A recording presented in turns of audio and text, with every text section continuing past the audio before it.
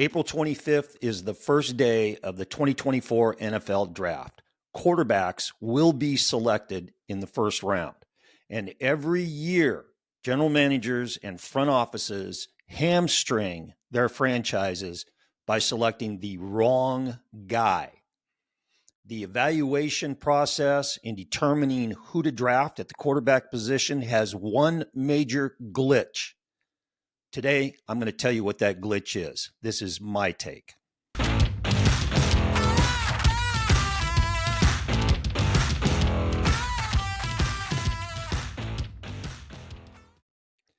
This is QB Unfiltered. I'm Coach Keith Simons, and this is my take. Today, red flags.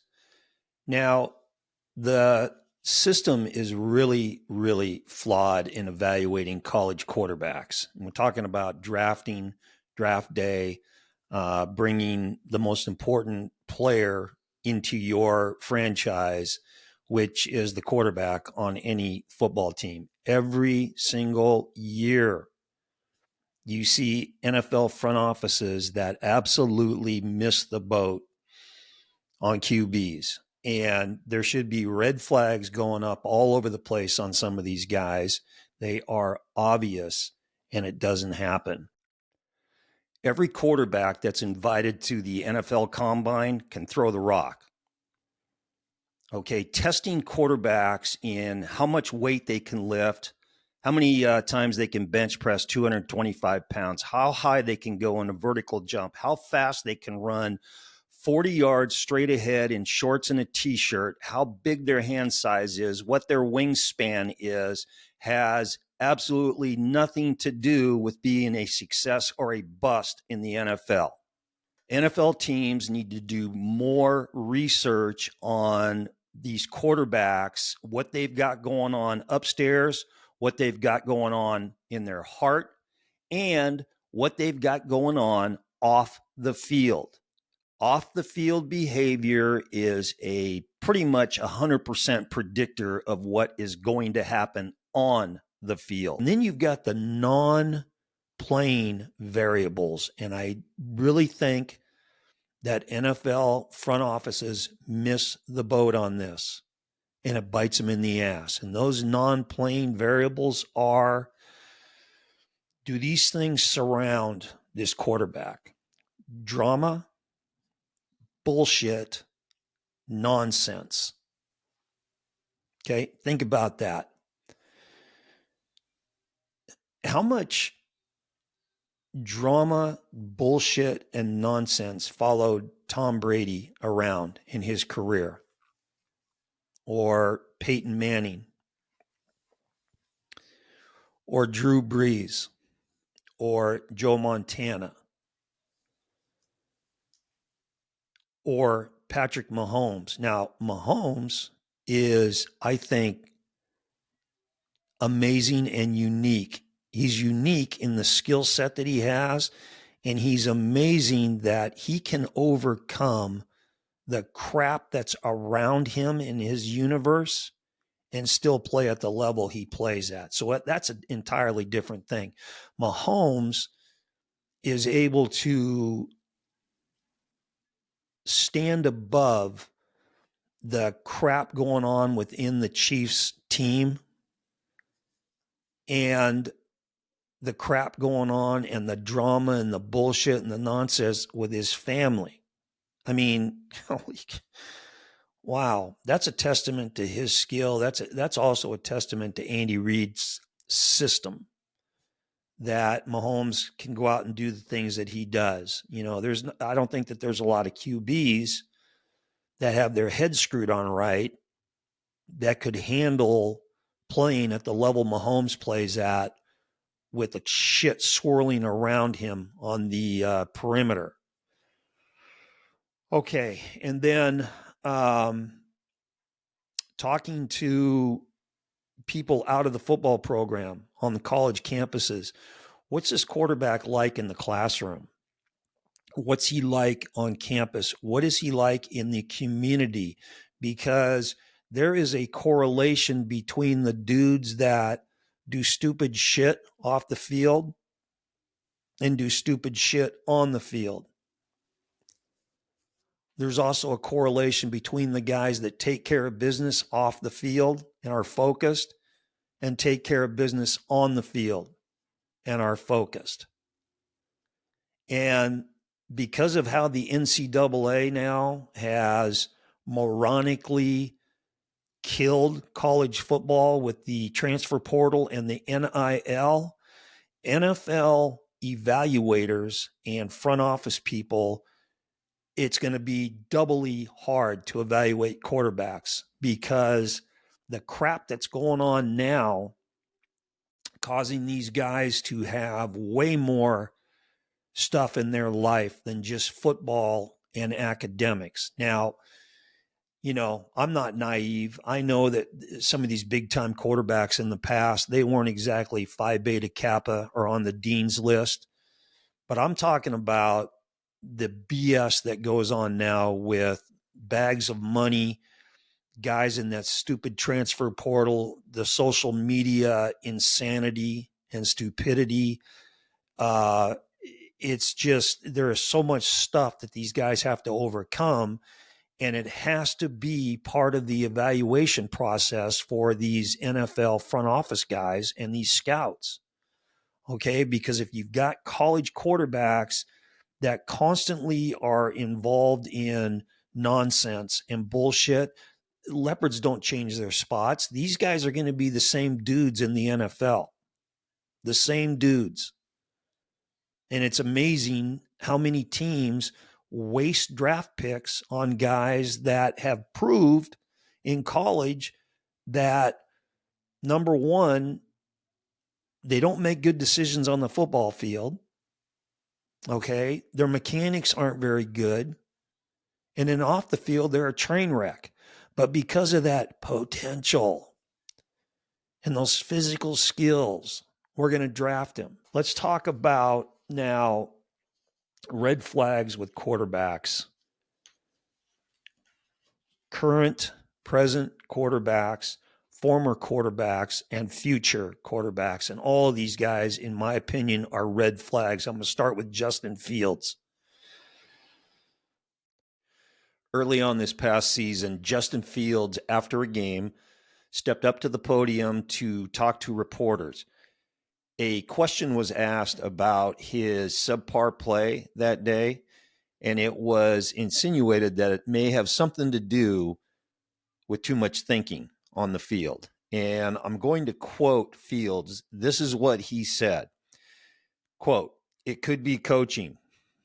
They gave me stuff to look at, but I can't be thinking about that when the game comes. It's time to play free." And he concluded it with thinking less and playing more. Okay, so when I saw that and heard that, I went back and I pulled up clips of the game against Tampa Bay.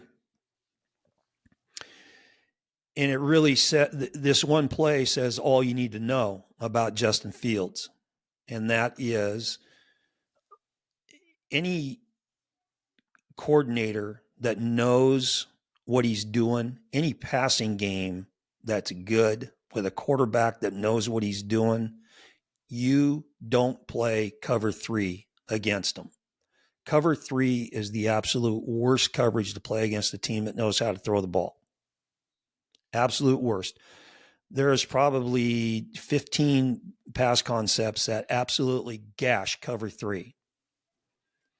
But here's Tampa Bay lining up in cover 3 against Chicago, and they didn't stem to it. They didn't disguise it. They lined up in it. Now, either Chicago, I didn't watch plays leading up to this, so maybe they had been playing cover 3. I'm not sure. But Chicago's offensive coordinator had one of those gash plays dialed up. So they line up in trips, 3 receivers to the right. And what they do against cover 3 with that is essentially you run 4 verticals, but for sure 3 verticals on that 3 receiver side, where the outside receiver takes the corner out. The number 3 receiver crosses the free safety's face to pull him. And then the number 2 receiver, all he has to do is get a release past that slot defender, and he's running down the hash mark all by himself. That is an easy read. Every high school quarterback in the country can make that read. Tampa Bay lines up in cover 3. Chicago runs that concept. The number 2 receiver runs right down the seam, runs down the seam, runs down the seam. Fields takes his drop, and I don't know what he's looking at, but he's not looking at 2. He's not throwing the ball to 2. I don't know what he's looking at. He ends up pulling the ball down and, getting a yard or losing a yard, whatever. What they should have been doing is throwing a touchdown pass on that. And then after the game, he says what he says to the media. That's a red flag. What the offensive coordinator for the Chicago Bears was putting on Justin Fields was, we want you to think out there. We want you to go through your pre and post snap reads when we're throwing the ball. So when we have guys that are running down the field free, you get the ball to them so that we can score points and win games. That's a red flag. Anytime your starting quarterback takes zero accountability and responsibility for his play and instead throws the coaches under the bus, are you kidding? Chicago continued to play Fields this year, and they struggled the entire season. Okay, former quarterback Johnny Manziel, the number 22 pick in the draft, Heisman Trophy winner, Texas A&M. Here's the red flag on Manziel. You watch him play at A&M, it's just playground stuff. He's just running around making stuff happen, and he did a hell of a job doing that. But put him in a offense where he needs to be disciplined, take his drop and throw the ball. That didn't happen very often. It was obvious to see, except that Cleveland didn't see that. Here's the most obvious thing. I mean, you go back and look at that documentary that just came out on him. How many red flags pop up on that documentary? I mean, from his high school coaches to his college coaches to him to his parents, it was all good time Johnny. Let Johnny go out there and we'll roll the ball out and he'll make something happen. The other thing that was pretty obvious in that documentary, which you would think the NFL people would evaluate and really dive into, was his commitment to football. His priorities were, he had other priorities. He had bad habits. And he was out of the NFL like that. Cleveland wasted a pick. Okay, another former NFL bust as a draft choice was University of Hawaii's Colt Brennan. Brennan was drafted in the 6th round of the 2008 draft by the Washington Redskins. Okay, at the University of Hawaii, he had a phenomenal career. And I'm telling you, that dude could throw it. Tight spirals. Put the ball on guys, could fit it in anywhere, and he was tough and he was a competitor. However, there were some major red flags that came up on him, and it started the first year in college. Okay, he was basically booted out of the University of Colorado, ran afoul of the law, did some stupid stuff, and then that narrative sort of played its way out throughout his entire college career. And at the end of the day, he flamed out of the NFL for the same reasons that Johnny Manziel did. They had bad habits off the field, made bad decisions off the field, and football wasn't a priority. Washington didn't evaluate it that way. Washington wasted a draft pick on Colt Brennan, and he was out of the league in 2 or 3 years. Tragically, Colt Brennan lost his life to his addictions. And it's just really sad and a sad reminder that these guys are dealing with issues off the football field that sabotage their careers, and in Brennan's case, cut his life tragically short. Okay, potential red flag. I'm going to say it. This guy is a major question mark for me, and that's Caleb Williams from USC, who a lot of people are saying is going to be the number one pick. Now, what are the red flags on Caleb Williams? Well, he looked this year for USC like he was playing, he played like he had other things on his mind. And he did have other things on his mind. He had commercial shoots, he had bank accounts, he had NIL, he had that nonsense about having part or having stock in ownership of the team that drafts him. And then after the games, he's saying questionable stuff to the media. These are red flags. This is the nonsense, the drama, and the bullshit that I was talking about. Now, Caleb Williams is wildly talented.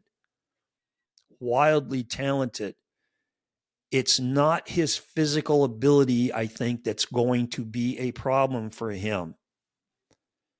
It's all the other stuff. We'll see. But I just don't, I'm not buying it. That I just think that he's going to be, he's going to struggle in the NFL.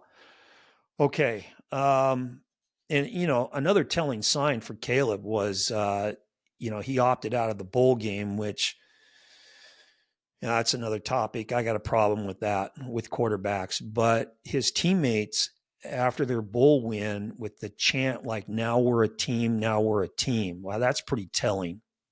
That's pretty telling right there. Okay, let's talk about a potential 2025 red flag.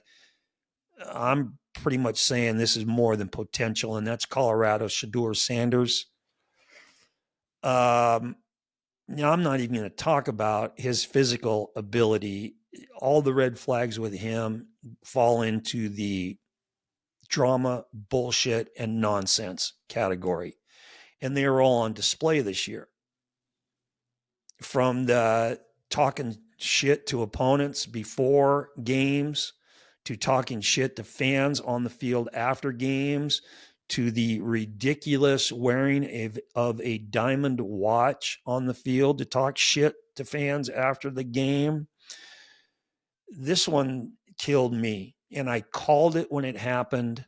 It was the game that they lost to Stanford, where they were up by 25 points or so at halftime and got their ass handed to them in the second half. And I was watching the second half, and I told my wife, I said, well, it's pretty obvious that these guys checked out at halftime. And I said, their quarterback, I think, might have been doing something else at a halftime other than staying focused on what he needed to do in the second half. Sure enough, a reporter asks him, Shedeur, what Coach Sanders, your dad, what did he say to you guys at halftime? And he didn't even blink immediately. Oh, I don't know. I didn't hear him. And then reports started leaking out that, yeah, he was nowhere to be found at halftime because he was on his phone somewhere checking merch sales or bank account or something. But he had no idea what Coach Sanders said to the team at halftime. He was nowhere to be found. Those are major, major red flags. And it doesn't matter what kind of a quarterback physically Shedeur Sanders is. It's the other stuff that he's going to struggle in the NFL. He is going to struggle. Okay, and then I've got to give a special mention red flag to MJ Morris. We'll be probably hearing about this guy in the draft couple years down the road, but he's the guy this year who was at North Carolina State, who was inserted into the lineup, I believe, in the 5th game of the year. They were struggling a little bit. Coach put him in the lineup. He played 4 games. I think he went 3-1 as a starter, and then told the coach that he was going to opt out the rest of the season to save his eligibility. So he quit on his team, on his teammates, on his coach, on his school. And then after the season was over with, he jumped in the transfer portal. Now, University of Maryland picked him up. Beautiful. He's going to be a gamer for you, Maryland. He's going to be a gamer. And someone in the NFL is going to draft him in a couple of years. And there's another guy that has shown everybody in the world what he's all about. What he's all about. So drafting the wrong QB, trading for the wrong QB severely damages your franchise, but it's going to happen again this year, and it's going to happen next year, and it's going to happen again. That's my take. This is QB Unfiltered, and remember, always throw the ball short to guys who can score. See ya.